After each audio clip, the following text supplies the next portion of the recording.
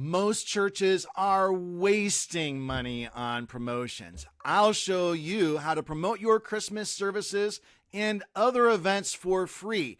And as a bonus at the end of the video, I'll show you a low-cost way to make AI your obedient little puppy that will fetch your church's content for users. So here's what we're going to cover in today's video. First of all, the exact process I use to quickly draft a press release with photos and send it to local media outlets, and how I use that same press release to cheaply boost my church in AI and also in Google Map products. That is bonus information at the end of the video, so make sure to stick around to the end. Now, to get access to these show notes I'll be going through and all my free resources, please go to churchseo.io/newsletter. Then as well, please like and subscribe to this video. Now, why do this? First of all, do not pay for anything until you have exhausted effective, free, or low-cost alternatives to promote your church. Many churches do two mistakes when they are trying to promote their church. First of all, they try to do ineffective free promotion, and that's as much of a problem because you are wasting your time, and your time is valuable. Especially if you're a church worker, your time is hyper valuable. People are paying lots of money for your time in your congregation. Don't waste it on ineffective promotions. Second of all, many churches skip ahead to paid promotions without doing the effective free promotions. That too is wasteful. We want to exhaust the free options that we have for us before we start going and doing paid promotions. Second of all, this builds your search engine optimization, your SEO for your church. How? Through brand mentions. And brand mentions are more important than ever. Having your name mentioned, for example, in local media outlets, it's a critical way of improving your SEO, especially in AI. And then it'll also help to provide you links back to your website. That's going to build your website's authority so that your church, as it is represented by your website, is at the top of mind for Google and Bing and ChatGPT and Perplexity when people are using it to search for churches and services and events in your area. Third, this is a great way to build a relationship with media outlets in your area. Media outlets can be some of your greatest partners in promoting your church, and outlets love the free content that you're going to be providing them through this method. Reporters are absolutely pressed for time. Many of them have to provide like 6 pieces of content a day. That's a huge amount of content. And so if you can provide them a piece of content that is cut and paste ready to go into a publication, they are going to do it and they will love you for it. This also creates a sense of pride for your members. They will share the content. They will love to hear their church mentioned on the radio. They will love to see it mentioned in the paper or in the local blog or the local email newsletter or the local social media account, whatever it is. And as well, it's great for AI and your Google business profile. Once again, we're going to be talking about the AI aspect of it at the end of the video. Now, before we go on to the how, can I ask you a favor? Please, in the comments of this video, put the word press release for the sake of the algorithm. Now, how are we going to do this? The very first step is that you need to make a landing page for your events. We covered this in episode 1 of my YouTube channel, so go back and check that on how to make an effective landing page, conversion rate optimized, search engine optimized for your events that you are publicizing. Second of all, you need to assemble a list of local media outlets. Be all inclusive: TV, radio, newspaper. If there's a local newsletter that goes out, social media accounts. One of the biggest news sources in my county is actually a Facebook page that a guy runs.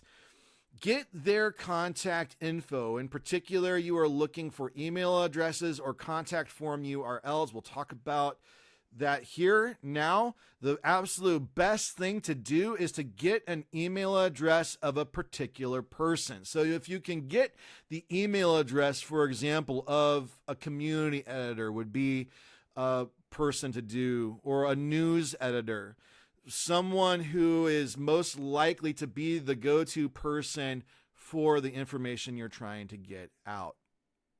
Okay is a generic email address, so sometimes they'll have like news at youroutlet.com or tips at youroutlet.com. So an email address that's focused on gathering in news and so on, that is okay. A little bit less good are the generic info addresses like info@yourmediaoutlet.com or contact@yourmediaoutlet.com. Those are okay, but definitely we prefer an email address of a particular person if possible.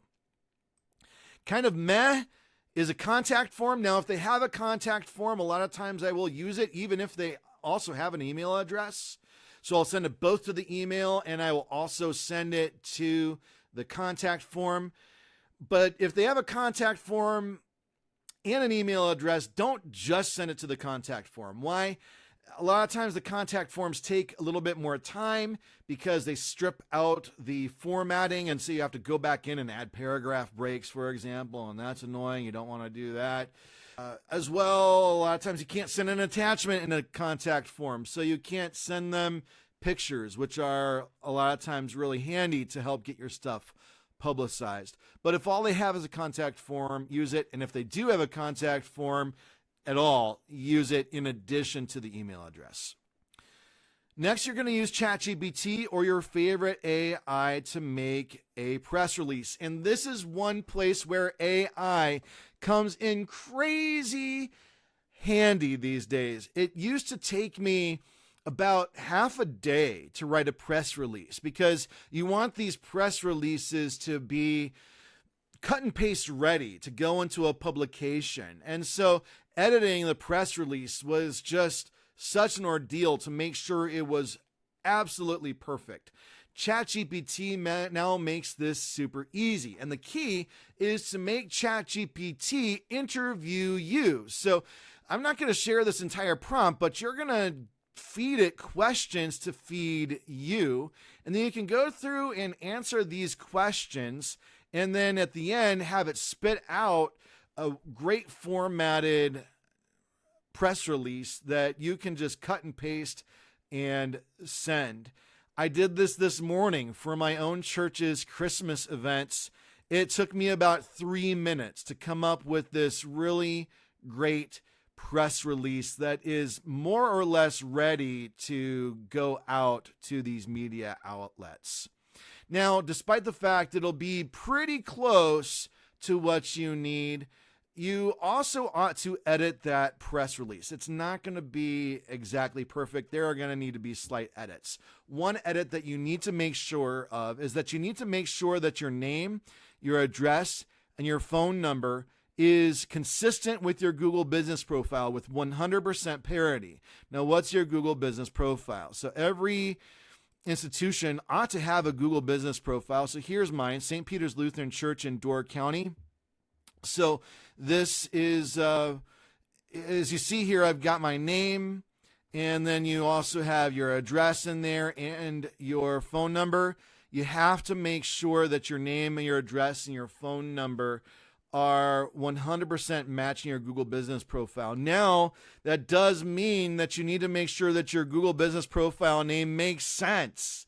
So the way that you call your church online matters greatly for how you are going to show up in Google searches. So you need to make sure that your name makes sense. Workout 8 in the Church SEO Shape Up talks about naming your church and making sure that that makes sense. Once again, you can go to churchseo.io/newsletter to sign up to the Church SEO Shape Up newsletter, in which I give you a crash course, 52 weeks. And this is completely free, by the way. 52 weeks of lessons on how to improve your church's visibility online and search products like Google, Bing, ChatGPT, Perplexity, Gemini, and so on. Now, your name, it doesn't have to be what people call you every day. It doesn't have to be your legal name, but it has to be a name that will help you show up in local searches, and there's a formula for that. Then you need to make sure that all your other content sounds good and makes sense, and make sure that you link to the landing page you are promoting. So once again, in episode 1, I talked to you about how to make a landing page to promote your events. Next, you need to assemble high-quality pictures to send along with it. So high-quality pictures will greatly increase the likelihood that your church is going to be actually featured in these publications. What are some good things to send? Your logo. Maybe a picture of your sanctuary decorated for Christmas. A picture of cute kids standing up in the sanctuary for the children's program. Or maybe you take a picture of the front of the church with snow and a crutch scene. These are all good pictures that are visual, and especially the one with the kids. Boy, the local media outlets are going to eat that up. Very good likelihood they're going to publish that. So these pictures increase the likelihood that your press release is going to get published. And then in those publications, it's going to make sure that you appear even more prominently. Then you need to send the press release and pictures. And you need to send the press release in 3 ways: docx, PDF, and inline text. So docx, your people that you're sending this to, they're likely going to want to edit it. So docx is how you send it in an editable fashion. Don't lock it for editing. Make it easy for them to edit it. All right. A PDF helps because it gives a canonical version that can be referenced, a canonical version of your press release. So PDFs are little snapshots in time. These days, documents are these organic things. They change from day to day. They change even from minute to minute.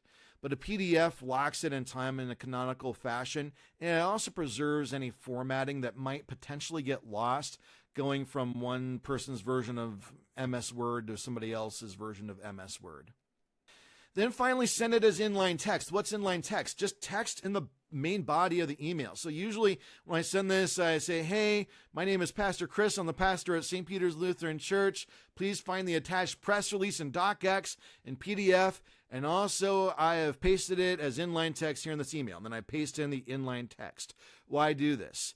First of all, it makes it easy for the person receiving that email to scan it to see if this is something they want to send on to whoever they need to send it to publish it, or is this going in the junk drawer?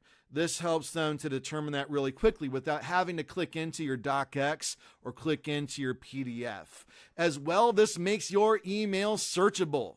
So let's say you've sent this at the beginning of December and they want to run this in a couple weeks. How are they going to find that email? So their email client may not search docx, it may not search PDF, but it definitely will search the inline text. Now, this is the key about SEO. SEO is not just about Google and Bing. SEO is about wherever people search, and that includes when they search in their email. So the inline text helps them to find your email if they're going back to try to find it. I send these all at once. I put everybody's email address in the blind carbon copy field. I put my own email address in the to field. And that's just good email hygiene. And it also saves me time that I'm not sending these all individually. Now, once you send this press release, don't just stop there. Keep using it. Reuse your content. One of the best things you can do is to post the press release on your church's blog. Now, my church's blog also automatically, so I don't even have to think about it. It also sends it out with a link to our Facebook page, our X page, and it also sends it out automatically to our Google Business Profile. I use the Buffer plugin for that in my WordPress church site. Then as well, you might, if you don't automatically send out to your Google Business Profile like through Buffer or something. Modify it and then post it as an update on your Google Business Profile. So Google Business Profiles have this feature called updates. So here's an example of an update on my church's Google Business Profile where we published that we were canceling our Thanksgiving Eve services because of weather. Sad. We're in northern Wisconsin. So post it as an update on your Google Business Profile. Google wants more and more content on their own platform. And a big reason why they want more content on their own platform, including in their Google Business Profiles, is because they are an AI company and they need more information. They need a constant inflow of information so that they can beat out their competitors. And by posting that on your Google Business Profile, you are feeding the Google ecosystem, and Google will reward you for that. They will reward you by more prominently displaying you in map results, by more prominently displaying you in AI results. So make sure you do that. Speaking of AI, your Google Business Profile is also scanned not just by Google's own products, but other AI products use these as well. ChatGPT, especially for local institutions like churches, uses Google Business Profiles to pull in content. Perplexity does this. So make sure that you update it. You modify this, post this as an update on your Google Business Profile. One of the best things you can do for your church's appearance in AI. And finally, we get to a little bit of bonus content here. So this isn't free. This will cost a very small amount of money, but it's a drop in the bucket for most churches. So make AI your little puppy to fetch you when users are looking for churches and services in your area. And this will also improve your map results as well. So we're going to submit this press release to a Fiverr gig, to a press release distribution Fiverr gig. And that's going to help you a lot. Now, here's an example of one. I've used this gig several times. I am not an affiliate for Fiverr. I am not an affiliate for this seller. So I have no vested interest in this. I've used it and it's worked well for me. She offers a basic and a standard press release distribution. I would go with standard. Get it on 300 plus sites. Now, that might seem spammy, and it is. But here's why this gig works. First of all, AI works on consensus. So the more you can standardize the information about your church and about your services online, the greater confidence AI will have in you. So helping AI to know about your church through this wide press release distribution, it helps. Second of all, ideally, the gig that you send it to will be one in which you can embed a Google Business Profile map into. This gig is one that you can. So what is a Google Business Profile map? So if you go back to your Google Business Profile, you hit share, and then you can go to embed a map, copy that HTML, and then when you go and you give the requirements for your Fiverr gig, you can paste that HTML in the requirements and ask them to embed that map. This particular provider will let you do Google Map Profile embeds. And why does that help? Well, whenever those embeds go out, this is going to make a call on your Google Business Profile via the iframe. And when that does that, that is going to give activity to your Google Business Profile, and that looks good to Google, that activity on your Google Business Profile. It will make it more likely so that your Google Business Profile is going to float to the top of the results. The other thing that this does when you do this is that this also will boost your name, your address, and your phone number citations. So one of the keys to local SEO, which is the kind of SEO we do for churches, is having wide citations of your name and your address and your phone number across the internet. Well, guess what? By sending out to this, you just got 300 citations of your name and your address and your phone number. You did that for only $25. So that's going to give Google greater confidence that if they send someone to go visit your church via directions, that there's actually a church there. It's going to give Google more confidence that if they send a phone call to your church phone number, and you all still need a phone number, by the way, no matter what church you are, you still need a phone number, even if it's a virtual phone number. That is going to give them confidence that there's actually a working phone number there. So it's going to help you in AI results. It's going to help you in Google's map products. That's absolutely critical. After you do this, you do need to help Google discover the links from the Fiverr gigs. So you will get a list of links back. Make sure you ask for an Excel document of the naked links, and then make sure that those are clickable as well. And then you can use that Excel document to help Google discover the links. So how can you do that? Of these press releases that are out through a distribution gig. So you can export your Excel document into a PDF, and then there are PDF distribution gigs. These are cheap. They're like $10 or something on Fiverr. You can also put it in a Google Sheet and publish it out to the open web. So in any Google document like a Google Sheet, you can choose to share and then make the link available to the open web. And then you still need to make sure Google discovers that link. And so you might do that by posting that link to X, for example, or posting on Facebook. That's a way that you can do that.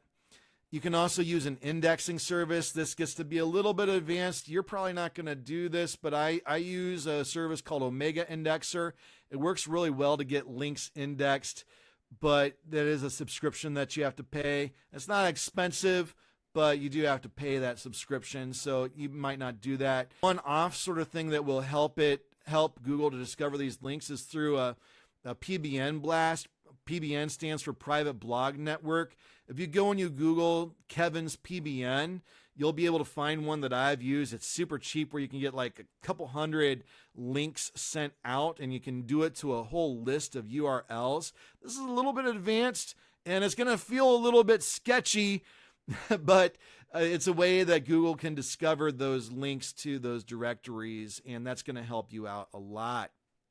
Now, if you do this, if you send out a PDF distribution gig, if you do an indexing service, if you do Kevin's PBN, do not include a link to your own website in those gigs. Okay? Huge mistake. You can include a link to your website. I think it's fine in that distribution gig for your press release. But especially for like a PBN, it will fry your domain, and it'll make Google really not trust you if you add a link to your website in Kevin's PBN. So you just want to, for example, send the link to the links that you got back from that Fiverr gig, and you want to do it on some sort of and you want to do that on an anchor text of something like Christmas services or Christmas. Give context to Kevin's PBN, context to that link. Send it to those press release distribution sites. Do not send those links to your own church's website. Thank you for watching. Once again, please like and subscribe. God bless.